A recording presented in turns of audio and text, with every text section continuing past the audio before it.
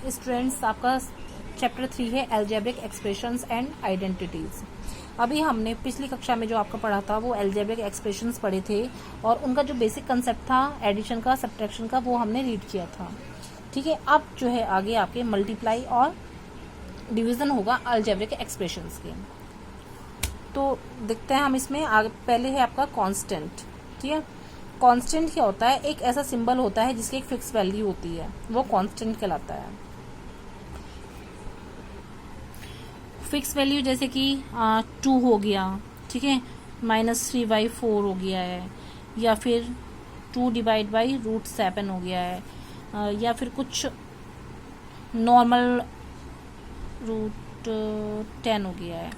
ठीक है, तो ये जो होते हैं ये आपके कहलाएगा क्या? कांस्टेंट। नेक्स्ट है आपका वेरिएबल। वेरिएबल क्या होता है? वेरिएबल वो होता है जो आपकी न्यूमेरिकल वैल्यू के साथ एक सिंबल होता है। ठीक है, न्यूमेरिकल वैल्यू यानी कि आपको पता है कि नंबर की जो फॉर्म होती है वो न्यूमेरिकल वैल्यू होती है, और उसके साथ जो सिंबल अटैच्ड होता है, जो लगा होता है, वो होता है आपकी सिंबल। ठीक है, जैसे कि 2xy, तो ये हमारी न्यूमेरिकल वैल्यू है, इसके साथ जो xy लगा है ये आपका क्या कहलाएगा? वेरिएबल कहलाएगा। ठीक है, और इसमें भी क्या है? इसमें 2 वेरिएबल है। कैसे?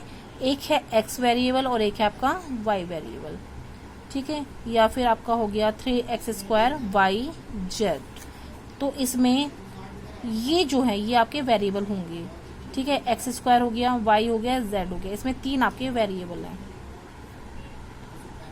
नेक्स्ट है आपका अलजेब्रिक एक्सप्रेशन। अलजेब्रिक एक्सप्रेशन क्या होता है? कांस्टेंट और वेरिएबल का जो कॉम्बिनेशन होता है, ठीक है, लेकिन वो कनेक्टेड होता है किसी फंडामेंटल ऑपरेशन के थ्रू। फंडामेंटल ऑपरेशन क्या होता है? आपका प्लस, माइनस, मल्टीप्लाई, डिवाइड। ठीक है, तो उसको हम बोलते हैं पूरे को अलजेब्रिक एक्सप्रेशन। जैसे कि हो गया आपका 2x plus 3y² z plus 6y। ठीक है, तो ये हमारा क्या है? देखो इसमें क्या है, ये कांस्टेंट है और ये हमारा क्या है? वेरिएबल है, यानी कि वो कांस्टेंट और वेरिएबल दोनों ही है उसमें। तो इन दोनों के कॉम्बिनेशन से हमारा क्या बन रहा है? अलजेब्रिक एक्सप्रेशन बन रहा है। और इसमें क्या है हमारा? ये एक फंडामेंटल ऑपरेशन के थ्रू आपस में जुड़े हुए हैं। ठीक है, तो ये होता है आपका अलजेब्रिक एक्सप्रेशन। नेक्स्ट है आपका टर्म्स। टर्म्स क्या होता है?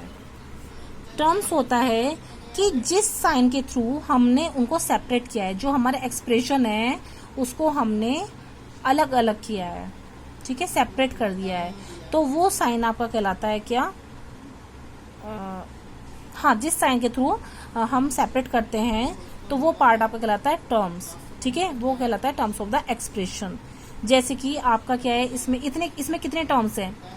ये आपके प्लस से यहाँ पर अलग हो रहे हैं, तो एक टर्म ये है, एक ये है, एक ये, यानी कि 3 टर्म है इसमें।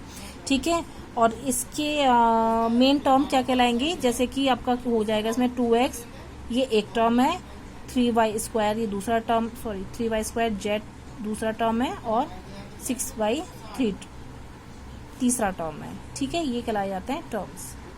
कोफिशिएंट क्या होता है? कोफिशिएंट आपको पता है, अभी लास्ट क्लास में आपको बताया था, मैंने ही बताया था कि a constant factor of a term is it's coefficient और न्यूमेरिकल कोफिशिएंट। यानी कि कोई भी आपका अलजेब्रिक एक्सप्रेशन है तो उसमें जो आपका न्यूमेरिकल होता है, वो जो नंबर होता है, जो कांस्टेंट होता है, वो आपका न्यूमेरिकल कोफिशिएंट कहलाता है। जैसे कि माइनस का 2x² y है। ठीक है, तो इसका जो न्यूमेरिकल कोफिशिएंट है वो क्या होगा? माइनस का 2। ये है आपका न्यूमेरिकल कोफिशिएंट। ठीक है, अब देखिए अगर हम इसमें से x² का हम कोफिशिएंट पूछ रहे हैं तो x² कोफिशिएंट क्या हो जाएगा? x² का कोफिशिएंट होगा आपका माइनस का 2y। ठीक है, कोफिशिएंट ऑफ x² क्या हो जाएगा आपका? माइनस का 2y। या फिर इसमें पूछा जाए कि y का कोफिशिएंट क्या है, तो y का कोफिशिएंट क्या हो जाएगा? माइनस का 2x²। ठीक है, अब है इसमें जो अलजेब्रिक एक्सप्रेशन है हमारी, तो उसके कितने टाइप्स हैं? टर्म्स के अकॉर्डिंग कितने टाइप्स होते हैं? तो टाइप्स आपको पता है 3 तरह के होते हैं, monomial, binomial and trinomial. Monomial क्या होता है कि an expression having only one term is called monomial, यानी कि आपका जो एक्सप्रेशन होगा सिर्फ उसमें एक ही टर्म होगा, यानी कि या तो एक्स का होगा टर्म या वाई का होगा या किसी भी चीज का होगा, लेकिन होगा क्या, सिंगल टर्म होगा, तो वो कहलाता है आपका मोनोमियल। ठीक है, 3x² है यहाँ पर, या फिर आपका सिंपल कोई भी हो सकता है, YZ करके भी हो सकता है, या Z² भी हो सकता है, मतलब इनमें से कोई एक ही होगा, ये नहीं कि ये सब हो जाएंगे। ठीक है, तो ये मोनोमियल होता है। बाइनोमियल क्या होता है आपका, इसमें आपके 2 टर्म्स होंगे। ठीक है, टर्म्स आप समझ गए हो ना, प्लस के साइन से क्या हो रहे हैं, अलग अलग हो रहे हैं, तो एक टर्म ये है, एक टर्म ये है, तो यानी कि 2 टर्म होंगे। ट्राइनोमियल में आपके 3 टर्म्स होते हैं। ठीक है, कुछ भी हो सकता है यहाँ पे, चाहे 2x² कर लो, 4y² कर लो, 6z² कर लो। ठीक है, तो इस तरह से ये इसमें कितने टर्म्स है, 3 टर्म है, फर्स्ट ये, सेकंड ये और थर्ड 6z²। ठीक है, तीनों क्या है, ये प्लस से अलग हो रहे हैं, तो ये ट्राइनोमियल। पॉलिनोमियल आपको पता है कि जिसमें 3 से भी ज्यादा होते हैं टर्म्स, वो पॉलिनोमियल कहलाता है।